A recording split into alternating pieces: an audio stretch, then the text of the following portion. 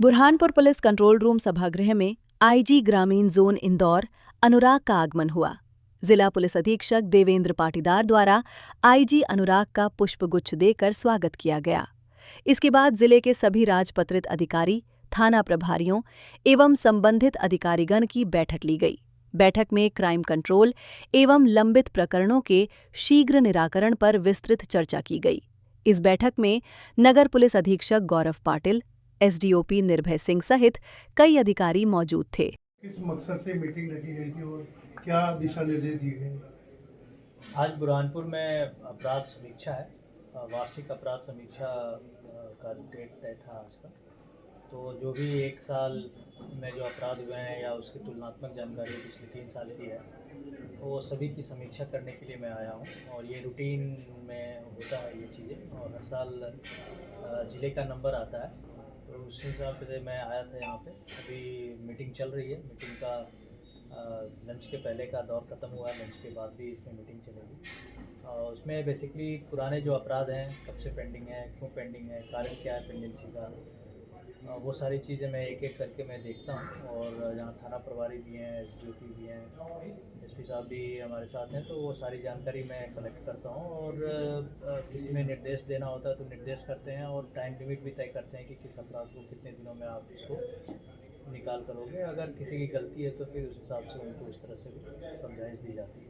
इसके बाद एसडीओपी के कार्यों की भी समीक्षा करेंगे। तो एसडीओपी हैं यहाँ पे या सीएसपी हैं, वो क्या काम कर रहे हैं, वो लंच के बाद का होगा। तो हमारा दौरा बेसिकली अपराध समीक्षा के दृष्टिकोण से हुआ है। अब चूँकि ज़िले में आते हैं तो कहीं ना कहीं किसी थाने में या किसी ऑफिस में जाके वहाँ का भी मैं एक विजिट करता हूँ, तो वो कल के सर, साल 2026 में इंदौर संभाग का क्राइम रेट कम करने का क्या टारगेट है और बुरहानपुर जिले का कंट्रीब्यूशन क्या देखते हैं सर?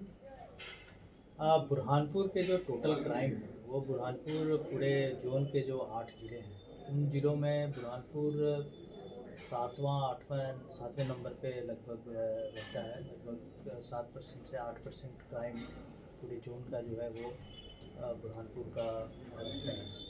जहाँ तक क्राइम कम करने की बात है तो हमारे जो फोकस एरिया हैं, वो फोकस एरिया है कि प्रॉपर्टी ऑफेंस नहीं होने चाहिए। उसके लिए पेट्रोलिंग होना बहुत ज़रूरी है।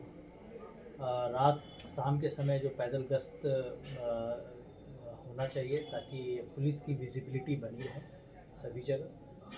शाम के समय भीड़ भाड़ होती है, मार्केट में काफ़ी भीड़ भाड़ रहती है, तो पुलिस वहाँ विजिबल रहेगी तो बहुत सारी चीज़ें ठीक भी हो जाती है, यातायात का प्रबंधन भी ठीक रहता है।